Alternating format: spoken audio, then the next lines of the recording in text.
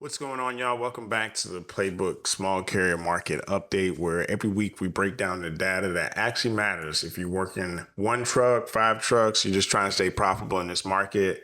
We're not here to impress. We're here to help small fleets make smarter decisions, not next quarter, but this week. So whether you're running leased on, running your own MC, this is your 5 to 10 minute check-in on what's moving, what's stalling, and what opportunities really are. So I really want to dig in this week to make sure that we're not flying blind out here. And as you can see, some things have changed for the week from over last week, and let's dig right on into it. I'm going to start first by looking at outbound tender rejections. And this is actually went down significantly, and just in our eyes, just significantly over the last week. And as you can see, if you follow it all the way over to the right-hand side of your screen, ever since the beginning of June, it's consistently fallen. So now it's below 6. It was at 6.29 last week, and it's fallen to right at 5.81. Remember that the tender rejection is exactly what it is. It's a rejection to a contract tender. It is a carrier that's on a contract lane that says, you know what? No thanks. So what this is telling us is that 95% of the time, contracted carriers are sticking with their contracted lanes and not playing the spot market. So as that falls, typically what happens when tender rejections falls, rates are not too far behind, because obviously that's less volume on a spot market that small carriers can actually participate in. So we want to keep an eye on that. But that's the first thing that I looked at when I took a look at the overall week to date. The next thing I looked at was overall demand. We're still in that pinch, right? So when we look at overall demand, demand continues to fall. Now, one of the good things is, and one thing that I saw in some of the information is that in just the recent couple of weeks, China, their overall imports into the United States have increased. So that's typically a good sign, especially for a small carrier, because obviously with the amount of volume that they bring into the United States, that's typically a good sign for us. If you remember last week, we were below 10,000 on the index. Right now, we're rebounded just a little bit. We're at 10,305. As that increased, that means more loads, more load volumes. That's the easiest way to explain what that volume index means. So we want to keep a close eye on that. Want to keep a close managed eye on that, because that's going to indicate how much available information for us. It's going to tell us how much available loads are going to be out there available for you to run on the spot market. So that's one thing that we want to keep an eye on. From a fuel perspective, we have seen fuel increase over the last day or so. Now, one thing just that we have to be mindful of and keep our eyes on is what's happening over in Israel, and with the strike that took place a couple of days ago. Depending on what happens with Israel and Iran, obviously that's going to have impacts on crude oil, and we'll kind of see what that does with overall pricing here. Hard to forecast that. One thing that I won't say is I'm not an energy expert, and I'm not going to pretend that I am. Impact when it comes down to overall what you're paying at the pump. So it's just something that's to keep an eye on, and one thing that I want to be really, really careful on. The next thing I looked at is your overall conditions across the marketplace. And remember, when we look at this, when we look at this chart, one of the things that we want to see is we want to see a fair amount of blue, because obviously our goal and what we want you to do is to be able to operate from blue to blue, from hot spot to hot spot. And as you can see, the East Coast has cooled tremendously when it comes down to overall spot rate changes over the last 4 days. And one of the things that I want to be very specific about is yesterday's price is not today's price. And what I mean by that, I don't necessarily mean pricing as a whole, but the areas that you were putting in your trucks before, the areas that used to be the good markets, your Pittsburgh, your Clevelands, those areas that used to always be your good spot markets, those areas may not necessarily be good places to position your truck these days. And I mean that because I'm seeing a lot, and I'm hearing a lot of owner operators running out of PA, running out of Ohio, and saying, hey, the rates down here stink. Well, those markets are not the same markets as they were before. And we have to be cautious when we're positioning our trucks through those markets. So I want you to be very, very careful when you do decide to position your trucks in those areas, because I was looking at some of the data out of Pennsylvania. And one of the things that I noticed is the amount of volume and also just the overall, just the condition of that particular market was not in the best of shapes. So like when I go into Cleveland, Ohio, just to look at the Cleveland, Ohio market for just to be specific, Ohio generally used to be a pretty strong market when it came down to it. But when I look at Cleveland now, they have an outbound tender rejection of 4.58%. When you go back and you look at the 2024, they were at about 11.5%. So when you think about where they're at right around 4.5%, which is lower than the overall national average. And you look at the fact that the thing is that's continuously declining in terms of the overall current tender rejection rate and then their overall outbound volume, you have to be very, very mindful that this market might not be the market that it was before and it once was.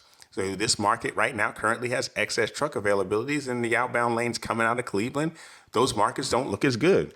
So then when I look at Pittsburgh, I go into a Pittsburgh market. The Pittsburgh market is a little different. It's a little bit better. Pittsburgh's a little better. Pittsburgh's got a 7.14% current rejection rate, which is a little bit higher than the national average. It's not much better. It's moderate, but I don't think you're going to get the best value when it comes down to that either. So you got to be very, very careful with those markets because those markets can generally be deceiving because of what they've done in the past.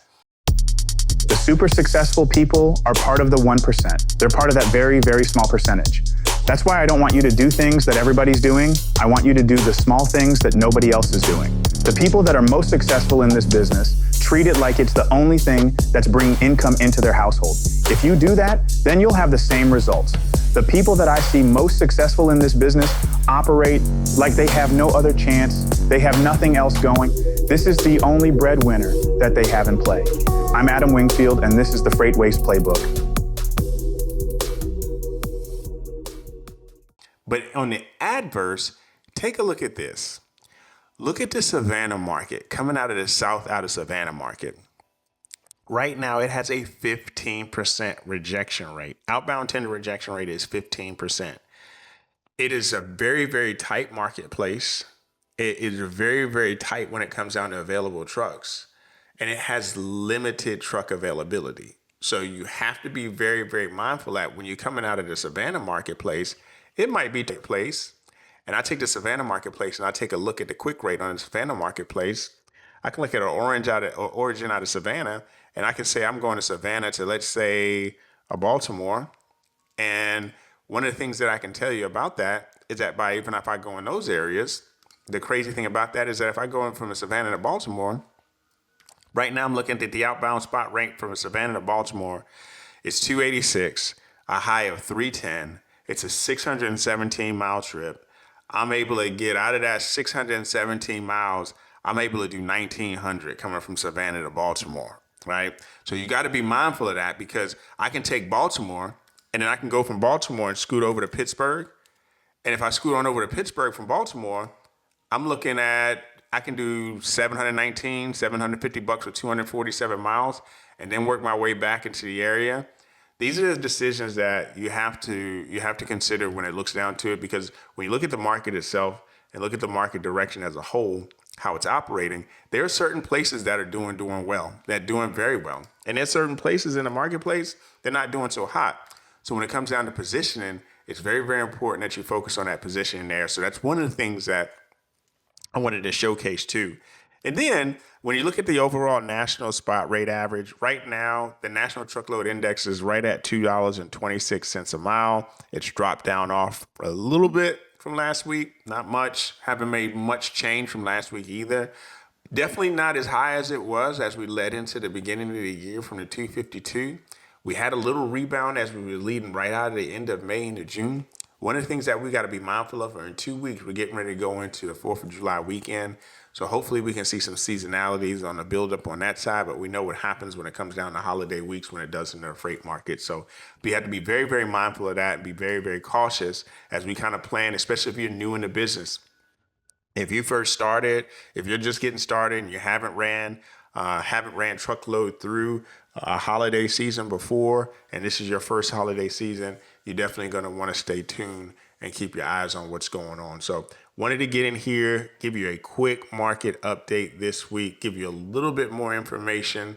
Wanted to dig in a little bit more into the actual areas specifically in the certain cities themselves, so that way you can see that every city matters and every decision that you make matters too when you go into it. So having that information is really, really important, especially when it comes down to a volatile market, a marketplace that might not be as favorable, especially on the spot rate side. So wanted to give you a little bit of information on that.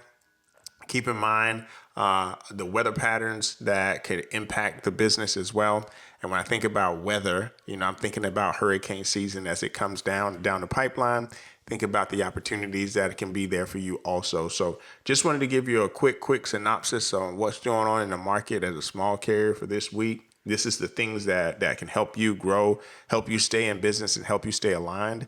One of the last things that I wanted to kind of showcase realistically is when I talked about volumes. And remember, I was saying, hey, you know what? China has turned around their overall volume. Look at the increase of volumes that they had in terms of from the beginning of May, mid-May to now. So in the long term, what a long-term forecast can look like or what it could do for us, that long-term impact can definitely put more dry van volume, and we can definitely start seeing a higher overall national volume index, which I think would be really, really good for us also. But it's really important. It's really important for us to keep an eye on the prize. Small carriers, we got really small windows of focus that we need to be focused on when it comes to information. It's capacity, demand, fuel, our top markets. What does it look like over the last 4 days in the overall spot rate changes, and then the outbound tender rejection index? I also want to make sure we keep an eye on a trend of our spot rate per mile, because that really kind of tells us, hey, what's the direction of the marketplace going? Where is it going? And that gives us the opportunity to kind of see that. So definitely wanted to get on here, give you a little bit of insight on what's happening from a marketplace perspective, give you the opportunity to kind of glance at it and get yourself prepared, give you some ideas on where the market's headed. Next week, we'll go into a lot more detail. We'll get a little bit more in depth. We'll get a little bit more granular. We'll start comparing some rates to lanes too as well. That way you'll have some in-depth information too. I just want to kind of gradually build upon this, because I know if I go in and I just dump all this information at once, it'll be convoluted. It'll be very, very difficult to really kind of decipher what's important. But as I layer it on to a little bit now, I hope it'll be better this way. So thanks for joining this week. Can't wait to see you next Friday. Be safe, and I'll talk to you soon.